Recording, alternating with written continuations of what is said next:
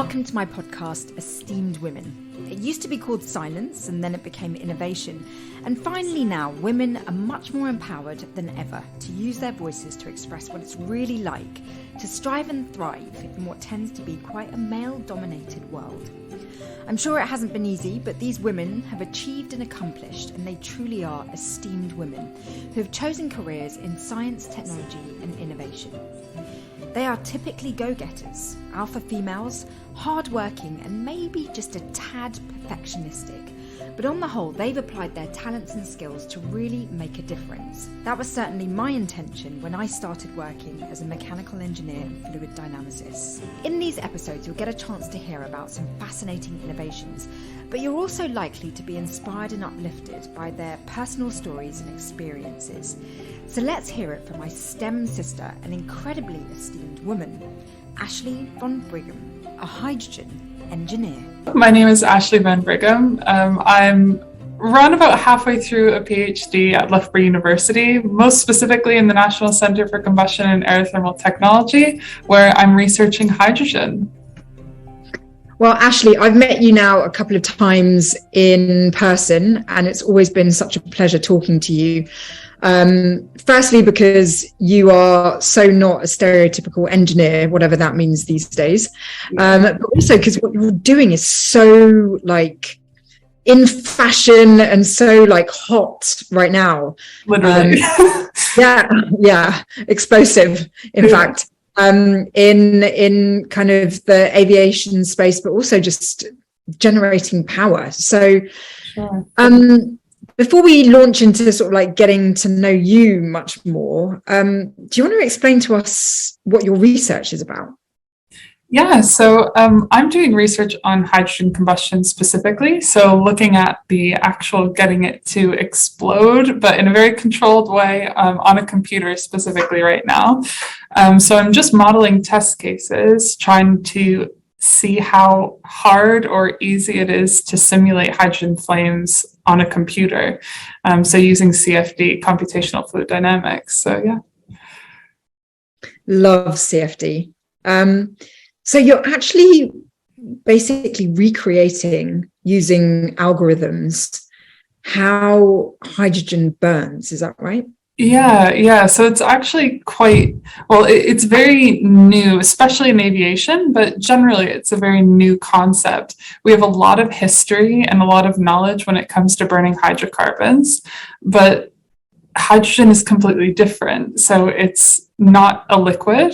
Fundamentally, you don't have to worry about atomizing it, so making it really fine to the point where it can burn. It's already a gas. So it'll just light itself sometimes, but you can light it in a controlled way when you have it at the right temperatures. So yeah, it's a fascinating problem and something that is really exciting to be a part of, especially within the aviation sector. It seems like hydrogen's a bit of a all or nothing situation. I mean, that's my limited understanding of hydrogen, where, it can either be massively explosive if you get hydrogen and air mix perfectly right, or it can just be really inert. Is that true? Yeah, I absolutely agree. I think one of the things you have to think about is when you're just storing the fuel itself, especially with hydrogen, there's several different ways of doing that. And when you have it either compressed into a vessel that keeps it at a really high pressure, or you make it really, really cold and it becomes a liquid, it is, you can handle it quite easily. It's just then getting it to the point where you're going to be able to get it in and burn it that stuff gets a little bit more complicated. But it's an exciting engineering question that, has a lot of people trying to figure it out and trying to, assess how we're going to be able to do it on a bigger scale. Absolutely. People are talking about it so much right now. And I think the conversation has been happening for a while, because this idea of moving away from fossil fuels has been a dream of many engineers for a long time now. Is hydrogen going to be the answer? I think hydrogen is a fantastic answer. When you think, if we focus specifically on aviation, you think about where it is that you might want to go. You might want to get on a plane and fly straight down to Australia. Now, when we're trying to assess how we're going to get hydrogen on a plane, the amount of space you need to store it, because it's quite, it requires a lot of volume to store the same amount of energy. You can't store that much on a plane and still have passengers.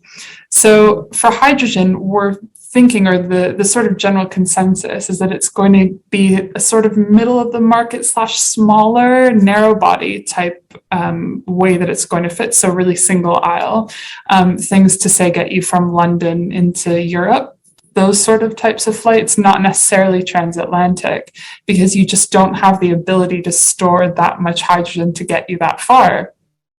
So then we look at other things, if we're looking longer distances, looking at sustainable aviation fuel, which is another big buzzword right now in aviation, because you're able to kind of close that carbon loop and recapture the carbon and then convert it into a fuel. Now, of course, when you're flying, you're still burning carbon, but you're recapturing it and turning that carbon back into fuel and using it over and over again. So that's probably more realistic for longer distances. But I think when it comes to, UK to Paris or UK to Lisbon, that sort of thing, hydrogen could very well be an answer. I didn't realize sustainable aviation fuel, or SAF as it's known in the industry, reuses carbon. That's potentially a little bit misleading. I think in a perfect world, that's the way that they would create it. It would be essentially pulling carbon from the environment and then turning it into like a specific fuel. But they actually do it with certain, I guess, like things from nature. So they can actually use some bioproducts and convert it into like waste product essentially and turn it into SAFs. It's not quite my area of expertise. But I think in a perfect world, it would essentially be capturing CO2 essentially from the atmosphere and finding a way to convert that to SAFs. You probably know way more than anyone that's listening to this, and some of my audience may have got stuck on the word inert. I'm actually right now. Yeah. So no, your insight into this whole world of fueling planes is a fascinating one. It seems like there's a lot of work to do, and when you hear things that come out of like COP27, COP28, it's like there's so much excitement for the idea of using hydrogen because the exhaust that comes out of burning hydrogen is water. Yeah. And that's very exciting because it's nice and clean. I mean, relatively. Yeah. But it's like when you delve into that dream, you realize that it's quite far away. Yeah, but we also have to remember that it's not quite perfect. We're not only creating water if you're going to be flying a plane up in the sky, you're actually also creating nitrogen-based like output. So NOx is what they call it, which I think is the word for two different nitrogen molecules. And those are the ones that are actually really dangerous to things like the ozone. So we're not just creating water, but then the problem with water is that it generates contrails. So, when you look up in the sky and you see a plane with those white paths behind them, that's called the contrail. And in a normal planes that we have now that run on kerosene, what's happening is in the engine, you're generating soot. So it's a very small kind of tiny particle that's carbon-based, and water crystallizes on that, and that's what you see in the sky. Now, when you're generating water out of a hydrogen jet engine, let's say, it will just put out that water and it will crystallize. But the question is that we don't know how long it's going to stay around for. We don't know if there's going to be lots more of it. And we don't know if it's even going to be something that will end up being better than the contrails that are made with like fossil fuels, because contrails themselves have I think it's a radiative force or something like that. So basically it holds heat within the earth. So that in itself is also a problem that we're looking and thinking, well, maybe that's going to be the issue. Maybe it's not going to be CO2, but it's going to be these contrails that are causing this problem and generating more heat on the planet. I can see loads of PhDs, like so many projects done.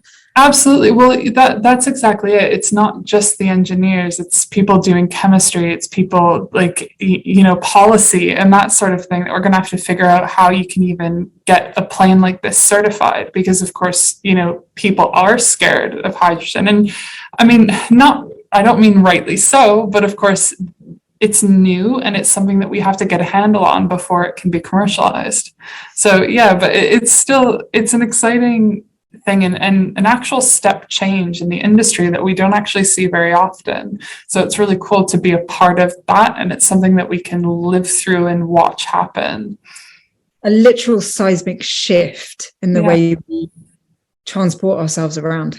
It's quite incredible, and just generate power. Absolutely.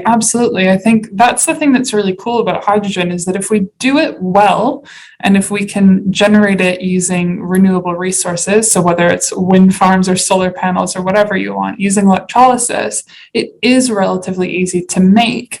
Now, of course, we're nowhere near the global scale that we need to be able to power aircraft. But again, all of those things with encouragement from government policy and all that, we should hopefully be able to get that change to be able to make the fuel in the first place and then use that to power houses. I think there's a really interesting project going on in Leeds that they're looking at what would happen if we wanted hydrogen to power boilers in houses, and how you'd be able to do that in kind of an actual city system. So there's really cool stuff that's happening both in the air and on land. You must be so like you just must be such an asset to any party, any dinner party. I would want to sit next to you, because I just have so many questions, and your knowledge just spans so many different areas of our lives, whether it's getting around or powering our homes, or actually making hydrogen, splitting water. And Sure. You have so much knowledge about something so deeply fascinating. Yeah, I think the part that helps is that people generally are interested in it and people are curious. And of course, when you have it sounds bad, but when you have historical horrible events like the Hindenburg, which is what a lot of people think of when you say the word hydrogen, people are a little worried and are curious to know more. But fortunately, that wasn't anything to do with how that airship was powered. It just happened to be a leak, and it was filled with hydrogen, and that's why that happened. But when you're using it in a very controlled way in an engine to power a plane, we shouldn't have to worry as much, hopefully, once we get the whole system figured out. Is there safety? Apart from the obvious ones, will there be heightened risks traveling with hydrogen? So I think by the time it gets to the point where you or me could end up on a plane, I think it will have gone through so many different tests and so many different phases of study that I don't think it will necessarily be any more dangerous than flying with kerosene. But the ones that are a bit more closer to home are the discussions that people are having with putting hydrogen in things like trucks, or I call it a truck, but like lorries are being powered by hydrogen fuel cells and stuff like that. Now, on lorries, you still have to store it. So you probably store it compressed in vessels. But what happens if somebody hits into that and it cracks? That will cause an explosion. It's those sort of more, there are more car accidents than there are plane incidents, that sort of thing. So thinking about how we are going to manage it on the ground and then see how we can apply that to a plane is definitely going to be the way forward, and just learn from, the ways that they're understanding or they're figuring out is the best way to assess risk and that sort of thing. Amazing. I honestly feel like I could talk to you about this subject for hours and really just kind of bust some myths that I've picked up over the years about hydrogen. But that would be like a 5-hour podcast. So I'm going to try and like just delve into some other things to really get to know you in this hour. Sure, yeah. Why did you choose such a fascinating topic? Like, why engineering for you? So it's one of those funny stories that I think you look back and you try to assess what it was that that got you interested in things like that. And my father, it's one of those, tends to be one of those stories that a lot of people have. But my father actually, his work brought us to airports a lot of the time. So he wasn't an engineer himself, but he always worked near airports. So we ended up close to airports. Now, saying that, I don't have a big obsession with planes like some people who study aeronautical engineering end up having, but I was just fascinated with how it is that this thing can get off the ground and actually fly. I thought it was really cool. So when I was looking at A-levels and stuff and realizing that my forte was maths and I really enjoyed that, but wanted something that was applied and wanted a bit more of a vocation rather than just a topic at university, I guess. So I ended up applying for what was actually a foundation year at Loughborough University. Did the foundation year first because I didn't have the right background, having come from overseas with no GCSEs and that sort of thing. So did the foundation year and ended up moving away from mechanical engineering, which was my initial plan, and towards aeronautical, just because I thought it was cool to be able to have it be a bit more specific and yet so widely applicable as aeronautical engineering is. You know, it's not just about the plane itself, but the systems in it and the aerodynamics in it and all these separate things that just because people think plane when they think aeronautical engineering doesn't mean that that's the entire degree, because it's not. So yeah, then all of a sudden I ended up doing a PhD, which yeah, I think, oh gosh, if I think about what led me here, I took a module in third year called gas turbine design, which is a fantastic module that we have here at Loughborough, where you get to design as a third year student. So, you know, what is it like? Maybe 20, if maybe 21, but probably more like 20. And you design a jet engine from start to finish. So designing every single blade, how many stages there are, designing the combustor, picking bearings and bolts and all this sort of stuff. And I just found it fascinating. I thought it was really cool. And the module is actually run by people, academics, who work in NCAT, so in the National Centre. And I just thought that it was so fascinating that, like, as a third year student, I can, you know, attempt to design a jet engine. Would it ever get off the ground? No, but it was a fantastic way of applying everything that we've learned so far. And I thought it was really cool that I didn't have to do the whole plane, because the structure of it so much didn't interest me. I like the fact that the jet engine is the reason why it gets off the ground. Okay, fine, you need wings too, but that's kind of the powerhouse of the whole system. So after that, found out about the CDT, so Centre for Doctoral Training, that we have in a joint venture with Cambridge and Oxford, and thought that that would be a really exciting thing to do, and an opportunity to work in this lab that's, you know, so well known for doing that sort of work, which is really cool. I can really see the enthusiasm and like the passion you have, like when you were talking about designing a jet engine from start to finish, and you were talking about like the bolts and the bearings, but it's not like something that really floats the boat of most women. No, yeah, I know. I think it's one of those things that I still sort of sit sometimes at my desk when I'm running simulations or whatever I'm doing, and I do have those sort of pinch me moments, because you do wonder how you got to where you were. And of course, there's incredible support. I've had the most amazing people around me at Loughborough, and even now, still within this lab, we're so fortunate to have a really great community of both PhD students, but then academics that are some of the best people. But I think, you know, you pick a university when you go through your UCAS, and it just worked out really, really well for me. And I think Loughborough offered me a fantastic balance of academia, so the engineering side, but then also things like sport, which really kind of helped form me, I guess, as a student and as a person, I suppose, in my early life. So yeah. Yeah, I mean, like I'm totally conforming to stereotypes, right? When I say that you don't strike me as someone that would get super excited by bearings and bolts. Sure. That's not my opinion. Yeah. I'm just saying, yeah, you're right. People tend to assume. Yeah. It's amazing watching how like passionate you are about what you're studying and researching. Do you consider yourself unconventional? I mean, I guess, I say that in a way that, we're still like getting a woman into engineering and really across STEM is still very much a work in progress.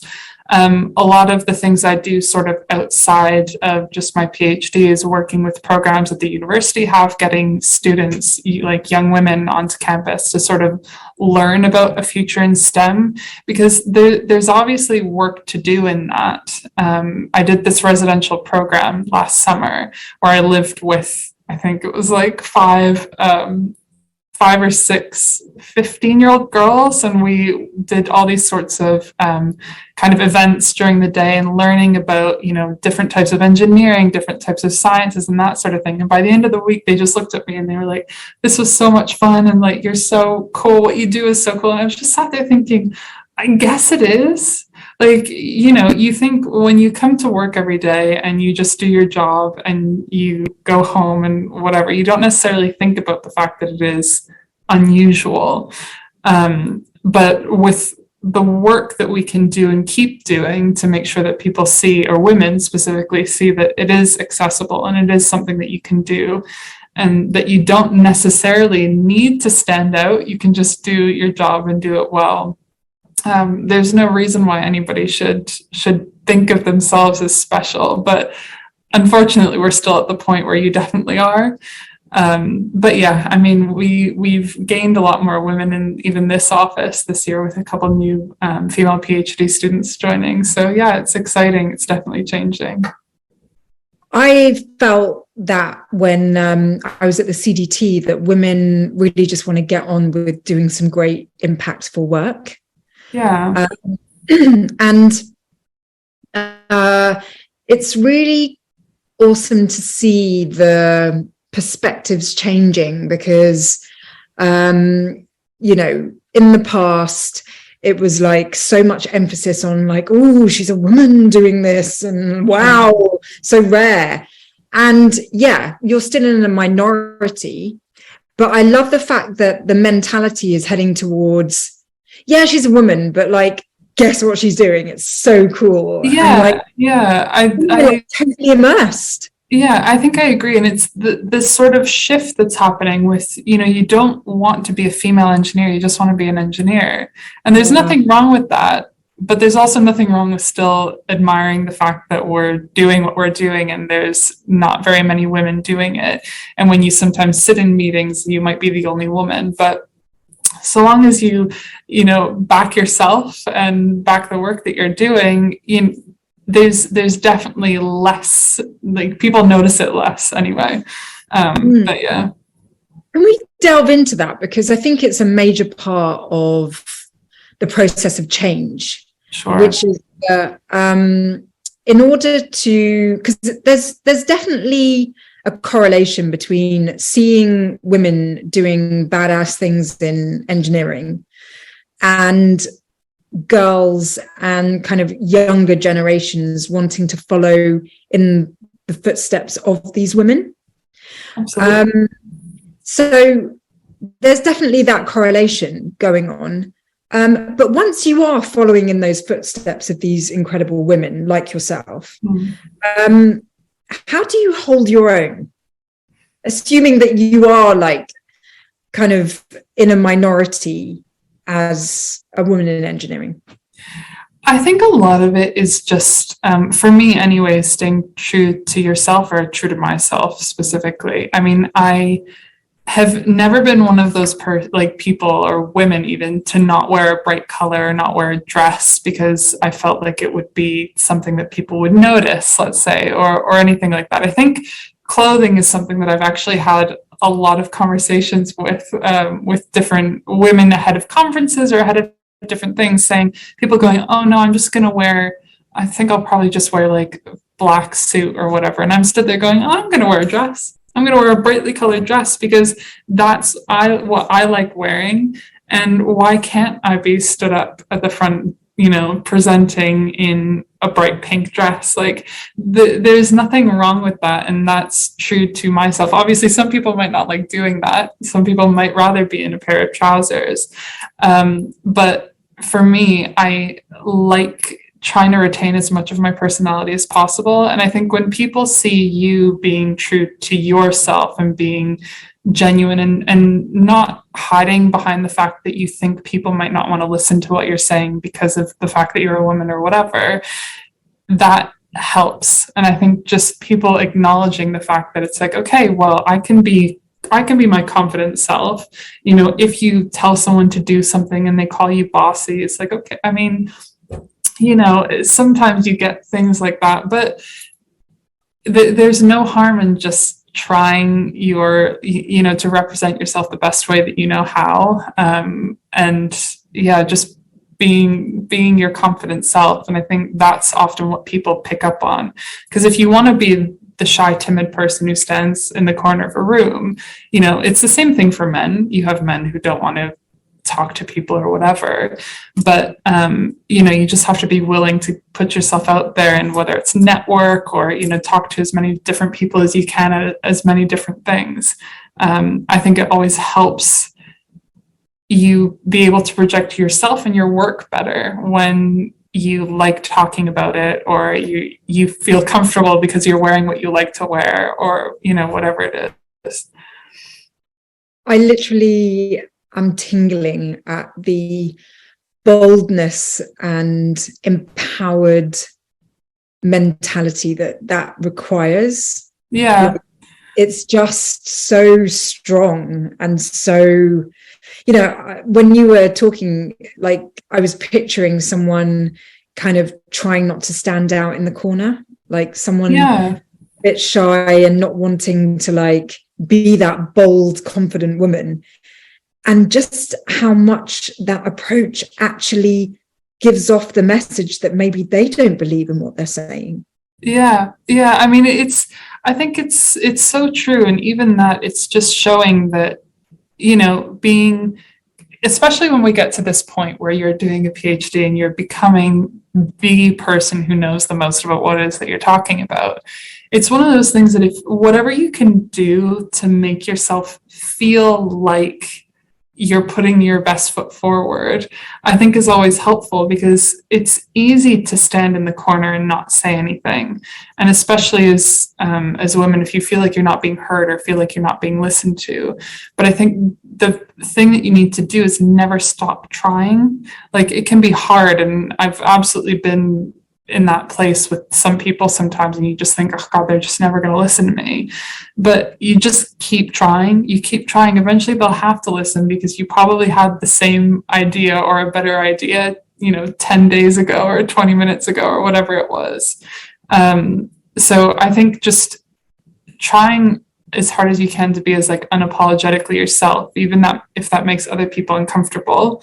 Because I have to say, sometimes I think like I've had men kind of look at me like, well, I'm like, yeah, and because I'm also like over 6 foot tall, and I'll still wear heels to like if I'm doing a presentation, because it makes me feel more confident. It makes me feel better. So why do I have to make other people feel better, by not wearing heels because they feel short or whatever it is. So yeah, I don't know. It's so powerful. I just feel like this is such a mic drop moment, and I kind of want to just take that away and just like nurture that thought, because I love this idea that you're 6 feet tall, and like you still put on a pair of high heels. Oh yeah, give me a 4-inch pair of like black boots any day, and like I'll wear them. But I think that's the thing, is that, you know, why it's dressing for yourself rather than for other people. And I think in a workplace it can be hard. Like on a day-to-day basis, I'm not walking around with like 4-inch heels on or whatever. But it's just things like that. Like why? I mean, why do I need to dress down or dress in a way that feels kind of sad to me or whatever, just to make other people feel more comfortable, or for the men to not look at me differently? Or it's just sort of, it's one of those things that you just look and you go, okay, well, I mean, I feel more confident when I'm dressed like this. It's kind of like with anything. I mean, I used to dress up, well, not dress up, but I used to get myself in something that I felt confident in just to sit an exam, because I was like, you know what, if I'm dressed and I'm not in my like sweatpants that I could have slept in, I'll have a different mindset. And I think it's really, it sounds silly, but it's just one of those things that you can do for yourself that just puts yourself at ease, or gives yourself that kind of weird placebo effect added confidence that I think is really important. Oh my God, I just love that so much. And it really makes me think that I think I'm guilty of actually getting dressed for others still to this day. Yeah. Because I mean, we all do it. Yeah. I do so many different things, and I'm like, what would the audience want to see me in? You know, and it's like, you know, well, it's older, more corporate, so I better wear a suit, and I never wear suits. Like, I hate suits. Yeah. It's like, don't dress for others, dress for yourself. I love that so much. It's so powerful. Absolutely. Yeah, no, I think I've got a nice collection of, you know, appropriate length dresses. You know, we're not talking about anything crazy, but just stuff that I like and that makes me feel confident, especially when I'm standing up in front of a big group of people and presenting. But it's so much about like being the best version of yourself. Sure. You know, that power dress that goes to the knee, you know, so we're not talking about like trying to, no. We're talking about how do you feel when you're wearing that outfit, because that's what you want to radiate. Absolutely. And that's so empowered. And I think this is where we can recalibrate as women. Absolutely. Or any industry, but we're in STEM. So like, this is where women in STEM can recalibrate, because it's so much about wanting to just give our best. Yeah. And, you know, you talk about, for me, what really resonates so strongly is this idea of like apologizing, and this idea of like, the way you're received affects the way you feel about yourself. Like, it sounds like for you, it is water off a duck's back, but that kind of thinking dominated such a major part of my life. Like, sure. I would be really confident, and then I'd get like a wall of blank faces, or like, how dare she talk with so much confidence? And I would literally shrink. Yeah. And it's like, hearing the way you approach that situation, it's like, why did I let myself shrink? Like, we have to create this outer layer that kind of shields us from other people's judgment. Absolutely. Yeah. And I mean, don't get me wrong. I think I've had people probably look at me a bit funny when I'm in some brightly colored dress or whatever. And, you know, you just look and you go, okay, well, you know, they're just mad because they couldn't look as nice in a dress as I could. Like, that's also, what's so amazing about that is you might be in this like bright pink dress and heels, but then you start talking and you're this expert on a subject that is like so important to our future. But I think that's what it comes down to, is you're talking about stereotypes. It's like, why can't you be a girly girl who likes to wear makeup and put heels on and do their hair or whatever, and be an amazing engineer. Like there's nothing stopping you. And I think it's just changing the way that other people perceive women in the workspace, because for so long we've been, dressed in dark colors or whatever, trying to hide, like you say, and saying, well, no, actually, one of the best things about women is often our character and the way that we can speak to people and the way that we can relate to people. So now using that ability that we have just as women, not even as engineers, to make ourselves more approachable and easier to work with. And, women don't have the same work thought processes as men do. And that's what makes really great teams, is having that diversity in thought. So I think that's, using those skills that we have, even just soft skills or whatever you want to call them, to make yourself either stand out, and not in a bad way, just for, being someone who's a good conversationalist or whatever. Yeah, I mean, I think ultimately it boils down to substance, because there are a variety of different ways you can package yourself. Sure. But I think it's so crucial to have the substance to back it up, the stuff that comes from within. Yeah, absolutely. Regardless of the packaging. Because I've had quite a few different women on this podcast over the years. And I don't know. It's like the way you've described the way we present ourselves from the outside, I really align with. But there have been other women who are well within their right to do whatever they want. But it's just an interesting topic that I think, because, you raised the question, like, women are allowed to do whatever they want, right? Yeah. Yes, they are.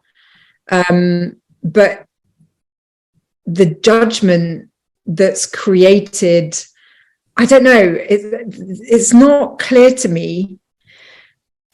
Let me give an example. Like recently, the Grammys were this Grammy event that was on recently, was talking about like gender and sort of like men and women and transgender and like one of the key messages that came out of it was, what are we talking about here? Because we're wanting to like not talk about gender. Yeah. And then when it comes to like male, female categories, we want to get rid of that. But then some categories had mostly males and there were not enough. And it's like, are we talking about it or not? Like, yeah. And I just, basically, I've got to the point where I just wish that we could get to a place where we're talking about, in our case, the engineering, and we're not talking about gender anymore. I think that kind of circles back to what I was saying a little while ago about just being an engineer, not a female engineer. Because I think at the end of the day, you can carry yourself and dress yourself however you want to. But if people aren't seeing you as just what you are, what you should be, an engineer, whatever sort of engineer or scientist that might be, that still means that we absolutely have place that we need to go. Because at the end of the day, if you sat at a table and couldn't hold your own with a group of people, whether they were all women or all men or a combination, we always hope that you're going to be able to see just the person and the skill that they have sat in front of you. But of course, we're not there yet. But I have confidence that with time, we're going to get more and more women into engineering and into STEM subjects, as people sort of realize that there isn't a gap, or there shouldn't be a gap necessarily. Yeah, I mean, talking to you makes me really hopeful about the future of engineering, because, I finished my doctorate 20 years ago, would you believe? No, it can't be true. It's like, honestly, I just can't believe it. But yeah, like it's been 2 decades since I was kind of where you are. And it's a long time to have witnessed change. And 2 decades ago, engineering was an industry that was very, very male dominated and very homogenous.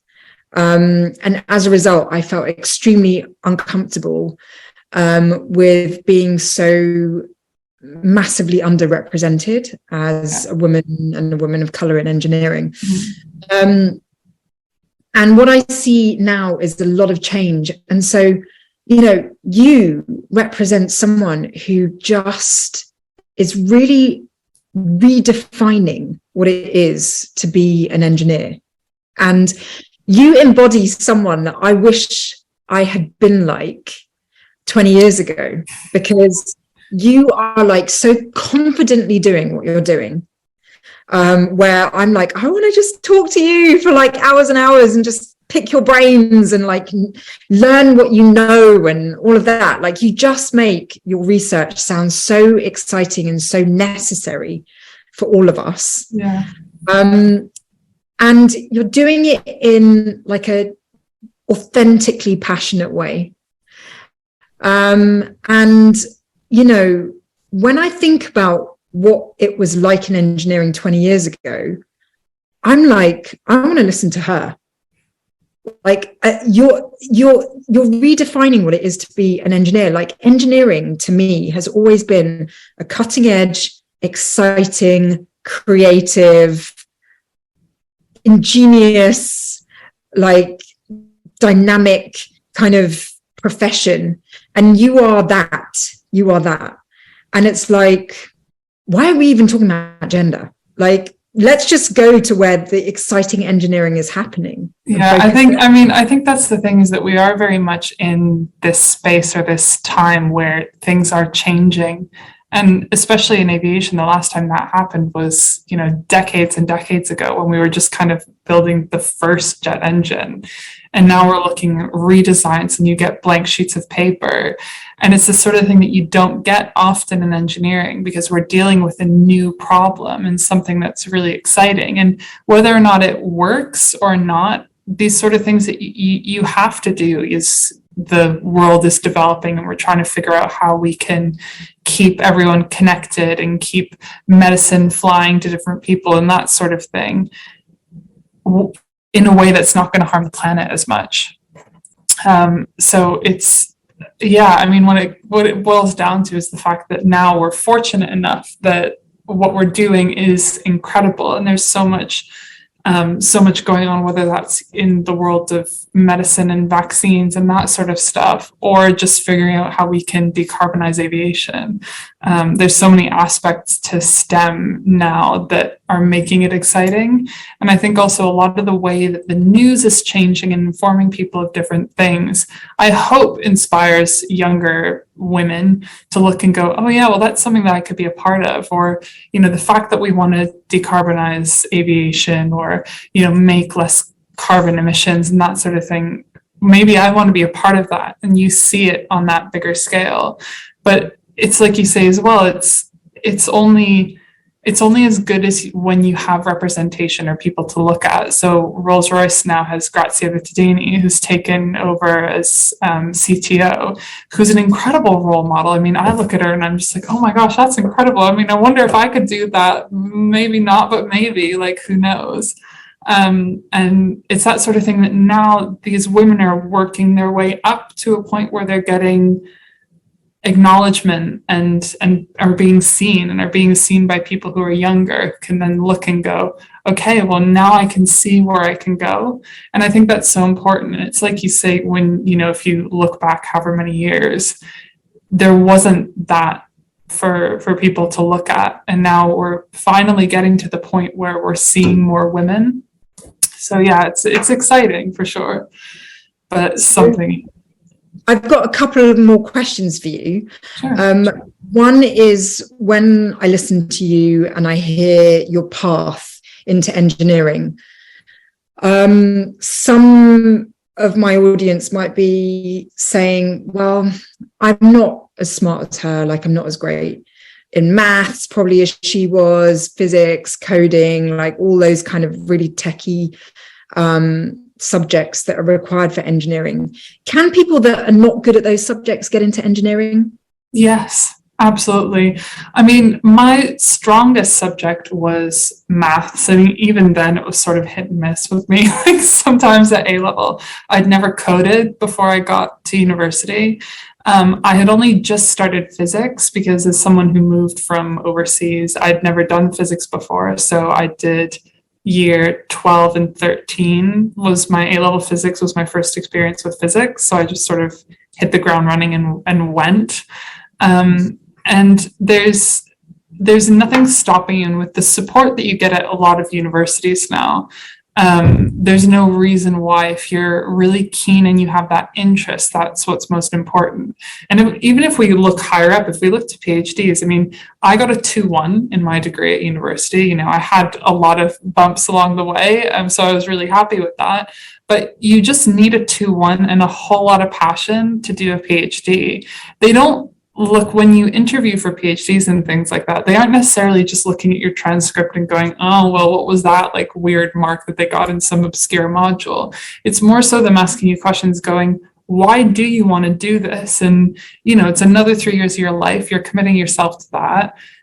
What do you think you want to do in the future? It's those sort of questions. And if they see that you are keen and that you're interested, there's nothing stopping people from even going on further and doing PhDs. But yeah, no, you can, there's a lot of stuff and a lot of ways to learn. Like YouTube is a fantastic resource for maths help and coding help and everything. That there's yeah. Well, exactly. I mean, there's nothing stopping people anymore, I don't think. There's so many resources and so many new ways to learn that I think if you want to be an engineer, just do it. I think the application or being able to put maths and physics to life, really, because that's what you're doing, is really cool. Yeah, and loads of other ways of getting into engineering as well. Oh, absolutely. Apprenticeships, yeah. Yeah. So a question which I think affects all women is how you juggle a technical career or a career in STEM, and the other dimension of being a woman, which is the potential to become a mum, that kind of thing. How do you see that panning out in your future? So I don't know. That's one of those questions that, like, honestly scares me a little. I mean, I am 27. So, because I had a year out from university in my foundation year and that, so I'm a little bit older than some other people are in the second year of your PhD, but we're fortunate in this day and age to be able to stay in education as long as you want and do whatever you want with your life. So I'm very happy and content where I am.